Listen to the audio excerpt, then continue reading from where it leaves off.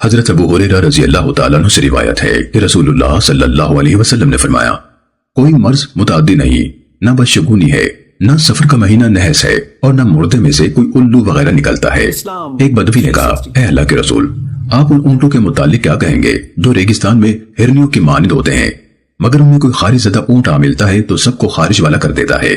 آپ نے فرمایا، بھلا پہلے کو کس نے بیماری لگائی تھی؟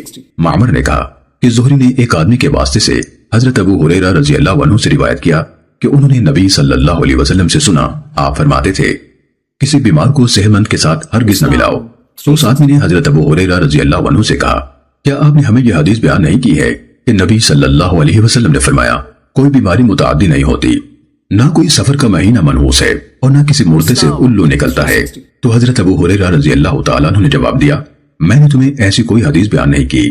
زہری نے کہا کہ ابو سلمہ نے کہا، حدیث تو انہوں نے بیان کی تھی اور میں نے نہیں سنا کہ حضرت ابو ہریرہ رضی اللہ عنہ کو اس حدیث کے سوا کبھی کوئی حدیث بھولی ہو۔ سنن ابو داود حدیث نمبر 3911۔